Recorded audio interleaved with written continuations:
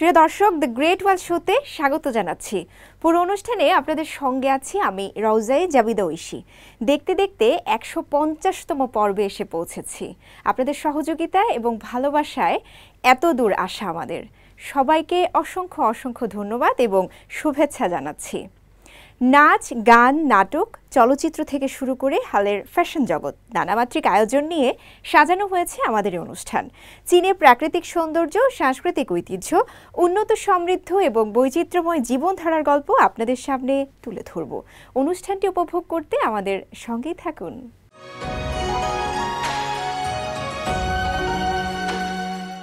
একটি দেশের সঙ্গে আরেকটি দেশের সাংস্কৃতিক আদান প্রদানের প্রসঙ্গ এলেই উঠে আসবে সঙ্গীতের কথা।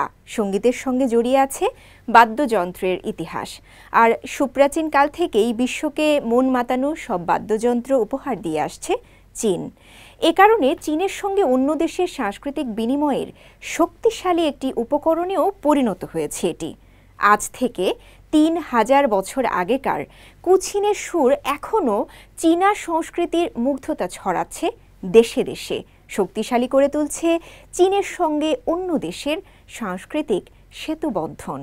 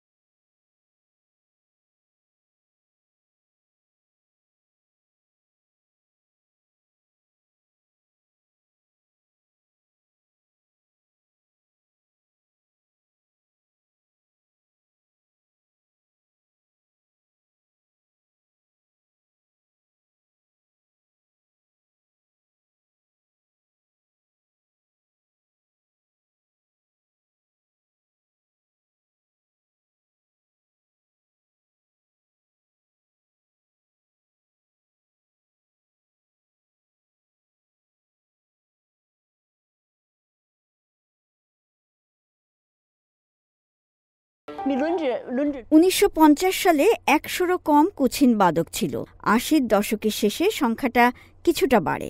এখনও কুছিন বাদক কম। কুছিন নিয়ে এক স্থান থেকে অন্য স্থানে যাওয়ার সময় অনেকেই জানতে চান যন্ত্রটা কি।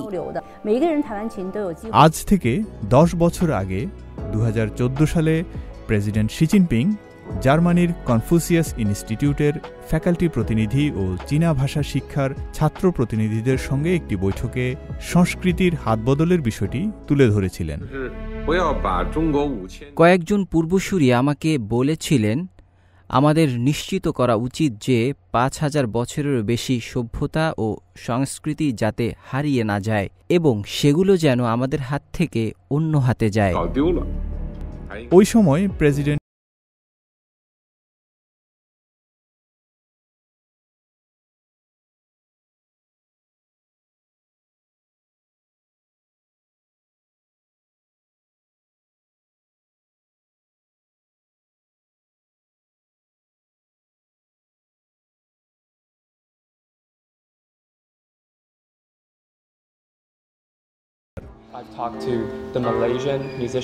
নতুন প্রজন্ম হিসেবে কুচিনের প্রতি আমি আমার ভালোবাসা ও আবেগের কথা জানাতে চাই।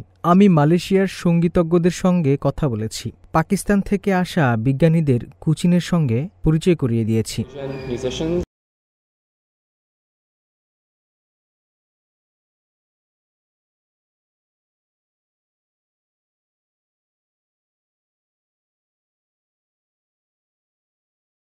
আমি প্রথমে বুঝতে চাই যে আমার শিল্প কিভাবে আলাদা, এবং তারপর আমরা ধারণা বিনিময় শুরু করতে পারি। আমরা আলাদা হলেও আমাদের একসঙ্গে কাজ করতে হবে, যেহেতু আমরা একই গ্রহে একসঙ্গে আছি, তো সেই সাপেক্ষে আমাদের কি করা উচিত? আমাদের একে অপরের পার্থক্যগুলো বোঝার ব্যাপারে সহযোগিতা করতে হবে। 彼此不同的情况下， কুছিনের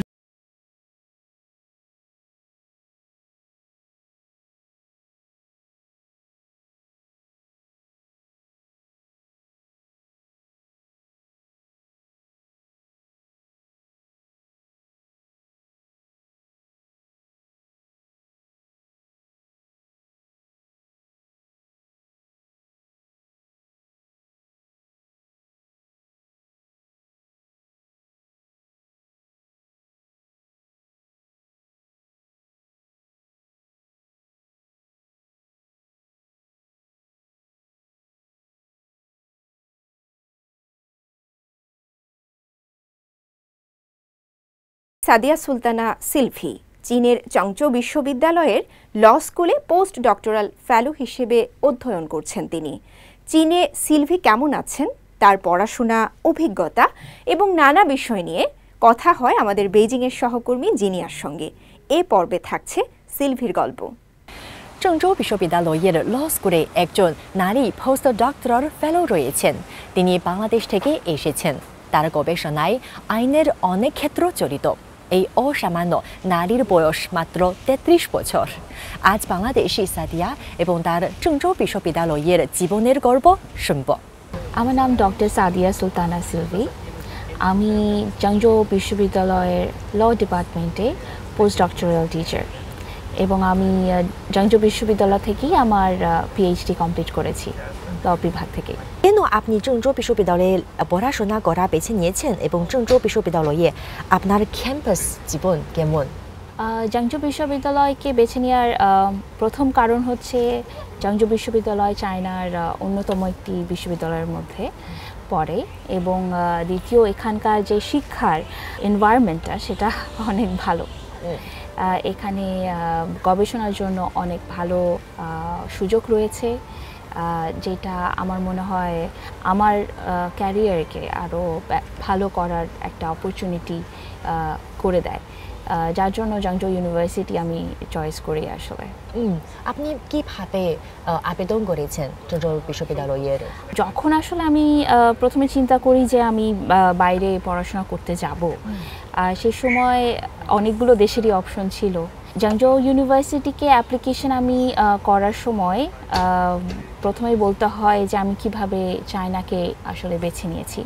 তো চায়নাকে বেছে নেওয়ার কারণের মধ্যে একটি কারণ ছিল যে চায়নার ল যে সিস্টেমটা, লিগাল সিস্টেম যেভাবে ডেভেলপ করছিল, এর মধ্যে এর বিষয়ে রিসার্চটা খুব কম হয়েছে এবং আমার কাছে মনে হয়েছে আমি অ্যাজ আ ফরেনার যদি এই বিষয়টাকে নিয়ে রিসার্চ করি, চায়নার কীভাবে ল সিস্টেম ডেভেলপ হচ্ছে, that will be a very big contribution, I feel like that.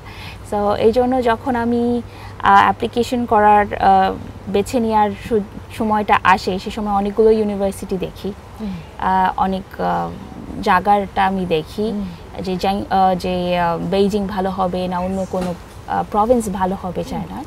সেখানে আমার কাছে মনে হয়েছে যে চংচৌর প্রভিন্সের লিভিং স্ট্যান্ডার্ড এবং সব কিছু financially is more comfortable. So that was one of the reason to search university within Zhengzhou. তাহলে আপনি কোন বছরে তো চীনে এসেছেন? এইখানের জীবন কেমন? আমি চীনে এসেছি 2019-এ এবং প্রথমেই আসার পরে তো অনেক কিছুই শিখতে হয়েছে, জানতে হয়েছে, যেহেতু নতুন একটা জায়গা, নতুন পরিবেশ। প্রথম ভাষাটা একটা অনেক বড় বাধা হয়ে দাঁড়িয়েছিল আমার জন্য। তাহলে এই হচ্ছে তো জীবনের ক্ষেত্র। তারপরে ক্যাম্পাস জীবনে আমি জানি যে আসলে বাংলাদেশের অনেক শিক্ষার্থীরা তারাও চীনে লেখাপড়া তো অনেক আগ্রহী।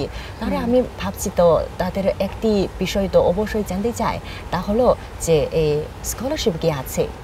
হ্যাঁ, অবশ্যই স্কলারশিপ আছে এখানে, যেমন চাইনিজ গভর্নমেন্টাল স্কলারশিপ আছে, এখানে প্রেসিডেন্সিয়াল স্কলারশিপ আছে, হানান গভর্নমেন্টের স্কলারশিপ আছে, সো প্রভিন্সিয়ালস যেটাকে বলে। তো এমন ডিফারেন্ট স্কলারশিপ আছে। বেল্ট অ্যান্ড রোড স্কলারশিপ আছে, যেখানে স্টুডেন্টসরা অ্যাপ্লিকেশন করে আসতে পারে। তাহলে আপনার নিজের কি স্কলারশিপ আমার ছিল প্রেসিডেন্সিয়াল স্কলারশিপ। আচ্ছা, তাহলে চীনে আপনার অধ্যয়নের অভিজ্ঞতা আপনার কর্মজীবন পরিকল্পনার উপর কি প্রভাব ফেলেছে এবং লেখাপড়া শেষ করে আইন বিষয়ে কাজ করার জন্য কোথায় যাওয়ার আশা করেছেন আপনি? প্রভাব তো অনেকটাই। আমি যখন চায়নায় এসেছি, আমি চায়নায় এসে প্রথম একটা জিনিস যেটা আমাকে খুব আকর্ষণ করে সেটা হচ্ছে ডিসিপ্লিন। এখানে আপনাকে বলতেই হবে যে সব কিছু যে নিয়ম, আইন তো একটা নিয়মের মধ্যে একটা কাঠামো সৃষ্টি করে। যেহেতু আমি আইনের স্টুডেন্ট, তাই সেভাবেই বলতে হয় যে চায়নাতে সেই পড়াশোনার সিস্টেম বলুন বা কর্মস্থলে যে কোনো জায়গাটাতেই বলুন, সেখানে একটা নিয়মের মাধ্যমেই সব কিছু চলে। তো সেটা কিন্তু আমাকে সাহায্য করে আরেকটু নিয়মতান্ত্রিক হওয়ার, যাতে আমিও একটু নিয়মের মধ্যে কাজ করি। আর যেহেতু এখানকার আইন নিয়েই আমি এখন কাজ করছি, আমি এখানকার ল্যান্ড ল সিস্টেম নিয়ে কাজ করছি এবং এখন মূলত আমার রিসার্চ ডাইরেকশনটা সেটা হানান ল্যান্ড লর উপরেই সেক্টরটা আছে। তো এটাকে নিয়েই আমি সামনে আরও যেতে চাচ্ছি। যদি আমাকে বলা হয় যে আমার পরিকল্পনা অন্য কোনো দেশে যাওয়ার আছে কি না, তাহলে আমি বলবো যে এখন আমার কাছে এখানেই মনে হয় যে এটা আমার সেকেন্ড হোম। আচ্ছা, তাহলে চীন এবং বাংলাদেশের মধ্যে তো সাংস্কৃতিক বিনিময় এবং একাডেমিক সহযোগিতার প্রচারে তো চংজৌ বিশ্ববিদ্যালয়ে কোন অন্যান্য সুবিধা রয়েছে বলে আপনি মনে করেন? চংজৌ ইউনিভার্সিটিতে অবশ্যই অনেক সুবিধা রয়েছে। চংজৌ ইউনিভার্সিটি সবসময় আসলে চেষ্টা করেছে এই কালচারাল এক্সচেঞ্জটাকে প্রমোট করবার চেষ্টা করেছে চংজৌ ইউনিভার্সিটি সবসময়। এবং যেহেতু এখানে শুধুমাত্র বাংলাদেশ বা পাকিস্তান বা ইন্ডিয়ান স্টুডেন্টস না, বিশ্বের বিভিন্ন দেশ থেকে স্টুডেন্টস আসছে।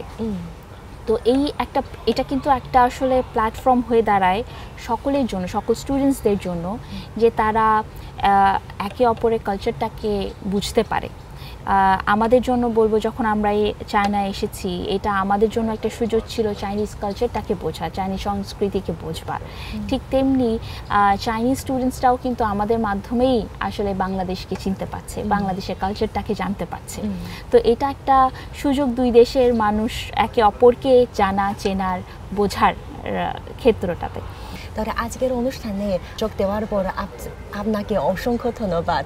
আশা করি আপনি চংজৌয়ে একটি সুন্দর জীবন এবং সুন্দর ক্যারিয়ার লাভ করবেন। Thank you. ধন্যবাদ। শুধু চীনে নয়, আগস্টের মুক্তির পর থেকে সারা দুনিয়ায় তুমুল সাড়া ফেলেছে চীনা ভিডিও গেমস ব্ল্যাক মিথ উখং।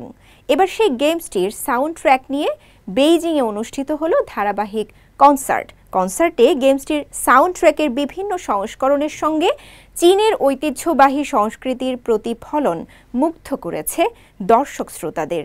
বিশেষ করে শানসি প্রদেশের জনপ্রিয় লোকসঙ্গীত শৈলী শানবেই স্টোরি টেলিংয়ের একটি পারফরমেন্স ভাইরাল হয়েছে সোশ্যাল মিডিয়ায়। দিনে দিনে বিশ্ববাসীর সামনে চীনা সংস্কৃতির দূত হিসেবে আত্মপ্রকাশ করছে ব্ল্যাক মিথ উখং।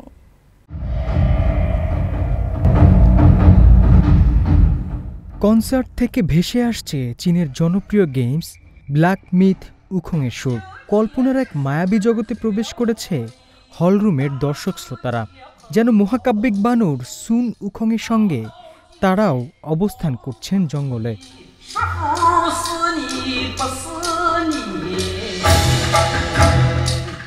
জনপ্রিয় চীনা গেমস ব্ল্যাক মিথ উখংয়ের প্রচারণার অংশ হিসেবেই ডেভেলপার কোম্পানি গেম সায়েন্স এবং সাংস্কৃতিক প্রতিষ্ঠান Poly performance and cultural development company যৌথভাবে বেইজিং এক্সিবিশন থিয়েটারে আয়োজন করে কনসার্টটির।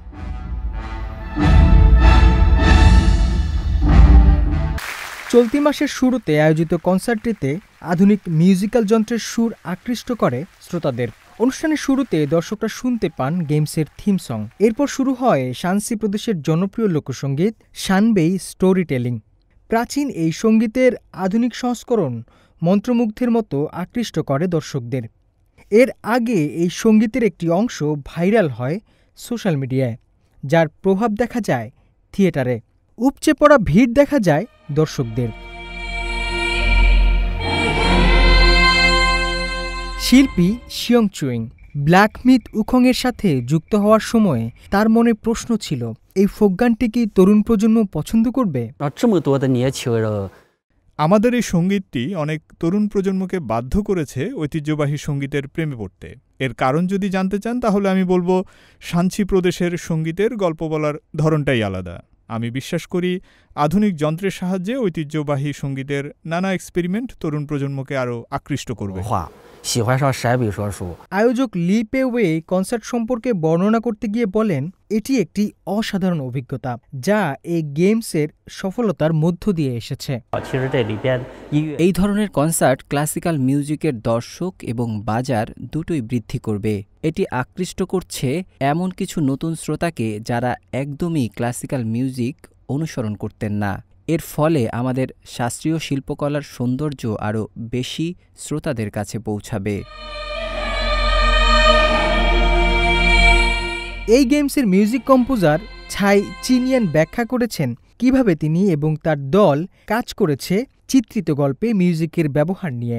最重要的我认为可能是 আমার কাছে সবচেয়ে গুরুত্বপূর্ণ মনে হয়েছে দর্শকদের পরিচিত আধুনিক মিউজিক্যাল স্টাইলের সঙ্গে ঐতিহ্যবাহী চীনা ফোক মিউজিকের সংমিশ্রণ ঘটানো। অর্কেস্ট্রাল সঙ্গীতায়োজনের মধ্য দিয়ে চেষ্টা করেছি একটি মহাকাব্যিক সংমিশ্রণ ঘটাতে, সেই সঙ্গে কিছু ইলেকট্রনিক সিনথেসাইজারের শব্দও যুক্ত করতে। শিল্পী কাও তিয়ানহা বিশ্বাস করেন কনসার্টটি আকৃষ্ট করেছে নতুন এমন একদল শ্রোতা যারা আগে ক্লাসিক্যাল শুনতেন না। is for games and gamers আমাদের এই মিউজিক্যাল শোটি উপভোগ করার পর দর্শকরা বুঝতে পেরেছেন এখানে ছিল পাশ্চাত্যের ঢঙে চীনা ঐতিহ্যবাহী ফোক সঙ্গীতের মিশ্রণ। সংমিশ্রণটি শুধু গেমিং শিল্পের জন্যই গুরুত্বপূর্ণ না, এটি মিউজিক ইন্ডাস্ট্রির জন্য অনেক গুরুত্বপূর্ণ। so it's less pianist team Chang বড় হয়েছেন বিদেশে। তার কাছে কনসার্টটি ছিল চীনা সংস্কৃতিকে গভীরভাবে অন্বেষণের সুযোগ। এই আয়োজনের অংশ হতে পেরে তিনি গর্বিত। আমি কখনোই চীনা সংস্কৃতির সঙ্গে সম্পর্কিত কোনো গেমস খেলিনি, তাই আমি মনে করি এটি একটি দারুণ সূচনা। আমি বিশ্বাস করি এর মাধ্যমে চীনা সংস্কৃতি ও চীনা মিউজিক সম্পর্কে বিশ্ববাসী কিছুটা হলেও জানতে পারবেন। So I feel like this is a great start. প্রাচীন লোককাহিনী এবং আধুনিক গেম প্লের মিশেলে দারুণ এক গেমস ব্ল্যাক মিথ উখং। রিলিজের প্রথম 3 দিনেই 1 কোটি কপি বিক্রি হয় দেশি বিদেশি বিভিন্ন প্ল্যাটফর্মে। হোসনে মোবারক সৌরভ, সিএমজি বাংলা। চীনের মিয়াও জাতির নকশি কাজের আছে বিশেষ খ্যাতি। এটি চীনের অবশ্যই সাংস্কৃতিক ঐতিহ্যের তালিকাতেও রয়েছে। প্রজন্মের পর প্রজন্ম ধরে মিয়াও নারীরা তাদের নকশি কাজের ঐতিহ্য ধরে রেখেছেন। চীনের কুইচৌ প্রদেশের মিয়াও জাতির একটি পরিবার কিভাবে এই ঐতিহ্যের ধারা বহন করছেন সে ব্যাপারে থাকছে প্রতিবেদন। মিয়াও এমব্রয়ডারি চীনের এক অনন্য অবৈষয়িক সাংস্কৃতিক ঐতিহ্য। এই এমব্রয়ডারির রং যেমন উজ্জ্বল তেমনি সুন্দর এর ডিজাইন। কুইচৌ প্রদেশের এক প্রবীণ নারী শি ইয়াংচিউ, তার বয়স এখন ৭৩ বছর। মাত্র ১১ বছর বয়সে তিনি হাতে তুলে নিয়েছিলেন সুই সুতো। এরপর থেকে তিনি মিয়াও নকশি কাজে পার করেছেন জীবনের দীর্ঘ সময়।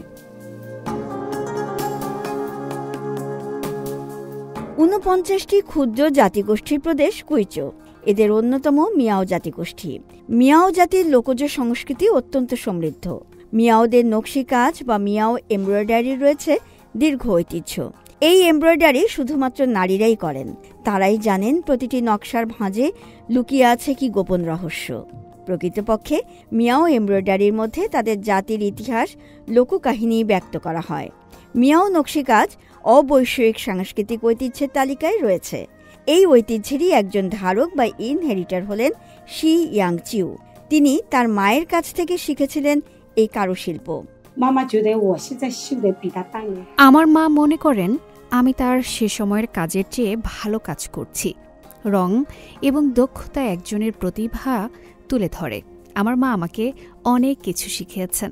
আমার নানি তার সময়ে এমব্রয়ডারির উস্তাদ ছিলেন। শি ইয়াংচিউ তার মেয়ে শি ছুয়ানিংকে এই শিল্প শেখানো শুরু করেন। শি ছুয়ানিং বর্তমানে আন্তর্জাতিক ফ্যাশন বিশ্বে এক পরিচিত ব্যক্তি। তিনি মিয়াও নকশার উজ্জ্বল ও সাহসী রঙগুলোকে তুলে ধরেছেন ফ্যাশন জগতে। আমার মা যখন এই ব্যবসা শুরু করেন তখন তার বয়স 30-এর কোঠায়। এর মাধ্যমে তিনি 4 ছেলে মেয়েকে প্রতিপালন করেছেন। আমার বড় বোন ও আমি জুনিয়র মিডল স্কুল পাশ করেছি। আমার ছোট ভাইয়েরা বিশ্ববিদ্যালয় থেকে গ্র্যাজুয়েশন করেছেন। আমাদের আর্থিক অবস্থা ভালো ছিল না। সে সময় গ্রামের অনেক মানুষের ছেলে মেয়েদের স্কুলে পাঠাতে হলে টাকা ধার করতে হতো, কিন্তু আমার মা সে টাকা ব্যয় করেছেন, ব্যবসা করেছেন, এমব্রয়ডারি করেছেন, এমনকি আন্তর্জাতিক বাজার থেকে নকশি কর্মী নিয়োগ দিয়েছেন। 1990-এর দশক থেকে শি ইয়াংচিউ বলে আসছেন যে এই নকশি কাজ পরবর্তী প্রজন্মের কাছে পৌঁছে দিতে হবে। তিনি প্রশিক্ষণ কর্মশালা শুরু করেন, গ্রামীণ নারীদের এই কাজে প্রশিক্ষণ দেন। তার মাধ্যমে অন্তত 300 নারী তাদের নিজের পায়ে দাঁড়াতে সক্ষম হয়েছেন। শি ছুয়ানিং আন্তর্জাতিক ফ্যাশন ইন্ডাস্ট্রিতে নতুন নতুন মিয়াও পোশাক, অ্যাক্সেসরিজ উপহার দিয়ে খ্যাতি পেয়েছেন।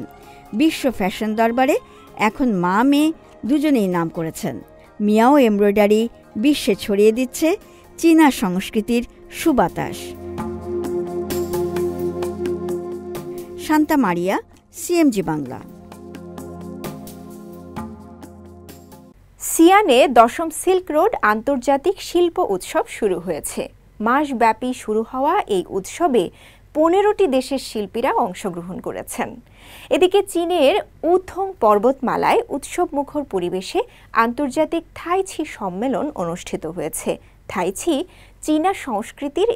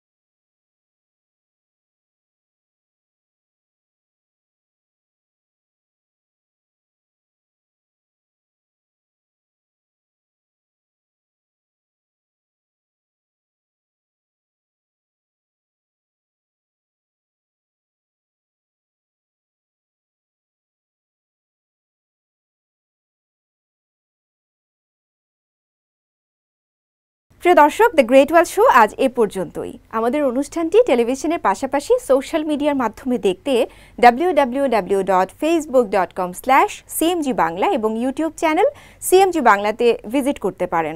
পরবর্তী পর্বে নতুন কোনো আয়োজন নিয়ে দেখা হবে আপনাদের সঙ্গে।